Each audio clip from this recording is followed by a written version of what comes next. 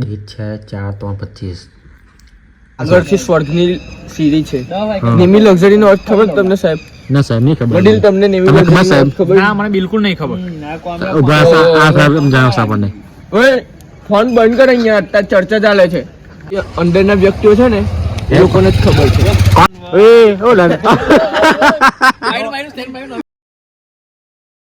મારું નામ યુકમ છે અને આજે છે 100 ડેઝ ઓફ બ્લોગિંગ ચેલેન્જનો દિવસ નંબર 11.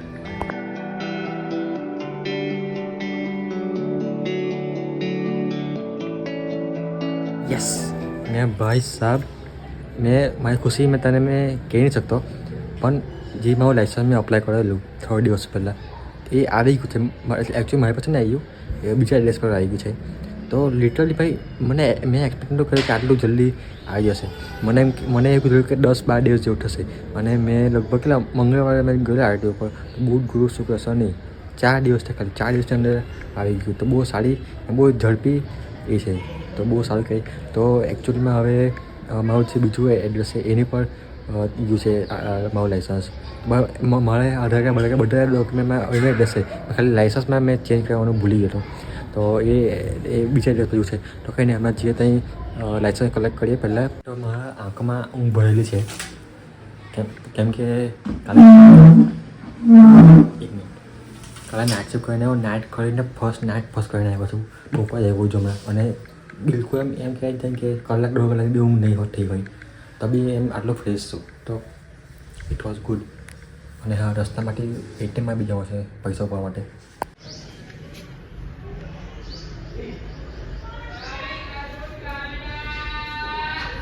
અને યાર બાઇક બી બહુ ગંદી થઈ ગઈ છે, તો બાઇક બી સાફ કરવા છે, પણ હમણાં નહીં કરવી. લુક એટ ધ ધૂળ. તો સાફ તો કરવાનું છે, પણ હમણાં નહીં કરવી. કાલે રહેવા છે, કાલે રવિવારે વહેલું ઉઠાશે તો કરાશે સાફ. બાકી જય રામજી.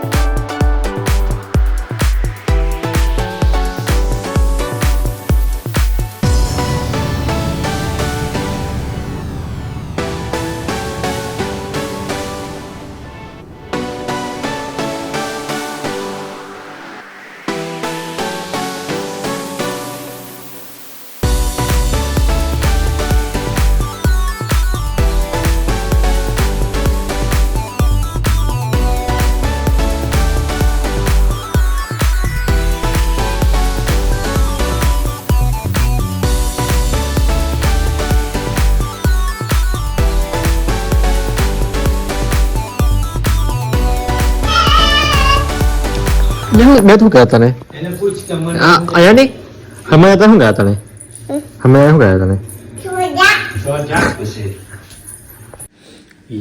ઘર તમે કાલનો આવી ગયેલો. કાલનો 7:30 આવી ગયેલો કાલનો, પણ અને બહાર કશે બ્લોગ કરેલો, કેમ કે એવો માહોલ હતો નહીં બ્લોગિંગ કરવા જેવો, તો ના કર્યો. કોઈને અમે ઘરે આવી ગયો, અને તમે લાઇસન્સ બતાવો કે કયું લાઇસન્સ છે. એ તો નોર્મલ જ છે, પણ તો બી દેખાડો, પણ તો 100 દિવસ ડિટેલ્સ બધી. તો આવું હોય છે લાઇસન્સ લેવું. અને મિનિટ પાછળ 1 મિનિટ આ જઈ લો. ડેટ છે 4/3/25. યાર મેં છે ને એક વાત નોટિસ કરી હમણાં. એક સિમ્પલ લોજિક છે. ધારો કે હમણાં મેં નાઇટ ફર્સ્ટ કરીને આવ્યું, શરીર થાકેલું છે, ઊંઘ આવે છે, મને મારા પાસે એવું કીધું કે તું સૂઈ જા, આરામ કરી લે. પણ મેં એવું વિચાર્યું કે હવે કાલે રવિવાર છે ને, આરામ કરીશું, હવે બહાર ફરવા જઈએ. મેં એવું તો આપણે એવું કેવું માઇન્ડ સેટ થઈ ગયું કે કાલે રવિવાર છે, આરામ થઈ જઈશું. તો એ વસ્તુ એ વિચારીને આપણે એમ બહાર ફરી શકે છે. તો આપણે એવું કેમ નહીં વિચારતા કે એમ કોઈ સારું કેમ નહીં વિચારતા કે ના હું આટલા પૈસા કમાઈ શકું છું, હું આ વસ્તુ કરી શકું છું, એમ આવું કોઈ બી શકે. આપણે જો આપણે આમ આરામ થઈ શકે, આપણે એવું આપણે માઇન્ડસેટ રાખી શકીએ છીએ, તો એમ કંઈ સારો એમ ગોલ વિચારીને એમ કમ નહીં રાખી શકતા. છેક પોઈન્ટ છે કે નહીં. જો તમે માનતા હોય કે ના આ સાચી વાત છે, તો કમેન્ટ સેક્શનમાં જરૂરથી કહેજો. આ તો મને એકદમ કમ્પ્લીટ એમ ટાઈમિંગ પર લાઇટ થઈ કે ના આ વસ્તુ આવું છે તો આવું કમ નહીં. તો એમ વાત બહુ ડીપ છે, જે સમજે એ જ સમજી શકે છે. કંઈ નહીં વાંધો નહીં. તો બસ હમણાં વાગ્યા છે 9:05. તો બસ હમણાં ભાઈબંધો સાથે બહાર જજો. બહુ વધારે નહીં બેસું, અડધે પોણો કલાક જેવું બેસીને આવીને સુઈ જઈશ. કેમ કે આવીને પાછું વ્લોગ એડિટ બી કરીશ, અપલોડ બી હમણાં કરી દઈશ. કેમ કે પછી કાલે સવારે મસ્ત આરામ થશે, કેમ કે કાલે છે રવિવાર. તો જે ફટાફટ ગાઈઝ ઊભા ચોડ્યા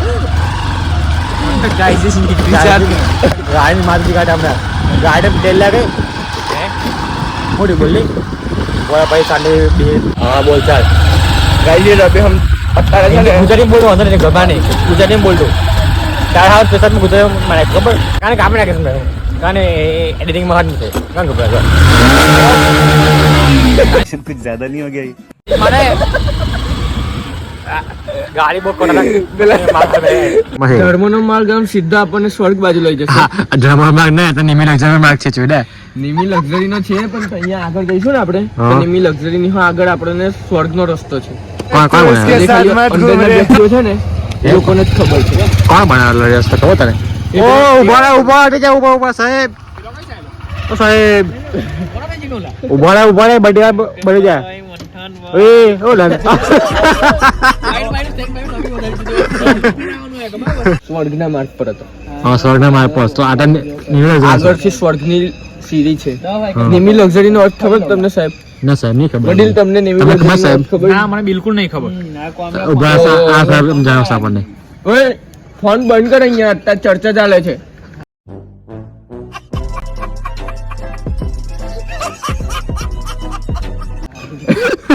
હા તમે બોલો એ નાસ્તિક માણસ છે તમે બે રહ્યા ને બધું એટલે નેમી લક્ઝરી નો અર્થ મારે હવે એમ થોડો બનાવવો પડશે, એટલે 1 મિનિટ હું બનાવી લઉં જરા. ચપટી બીજી વાર વાગી નહીં ચપટી. આ વ્લોગ જો તમારે એમ વાયરલ કરવો હોય ને તો આ વ્લોગમાં તમારે વ્લોગમાં છે ને મને લેવો પડશે, તો આ વાયરલ જબરજસ્ત થશે. ડન જબરજસ્ત થશે. એ તમે જે સમજો તો માહોલ હશે તો બહુ, પણ મને છે ને તો આવતા માં ભાઈ બધા બહુ ભણા ગેંગ આવ્યા ચોડા બોલો समझ रहे हो ચાલ ને ભાઈ બોલને શું છે કાલનું? A few moments later ભાઈ સાહેબ 11 રાતના ને હમણાં ઘરે આવ્યો અને આજે એડિટિંગમાં લાગશે કેમ કે એટલી બધી જે ના બોલાવવાની વસ્તુ બોલા જ નહીં હતો, તો એ એડિટિંગમાં મને વાર લાગશે. કાંટા મને બીપ કરવું પડશે, કાંટા કટ કરવું પડશે.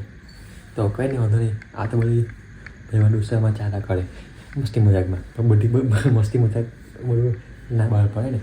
તો કંઈ નહીં, એનીવેઝ આ વિડીયો માટે આટલું કાફી છે. મળી એક નવા વિડીયો સાથે, એક નવી સવાર સાથે.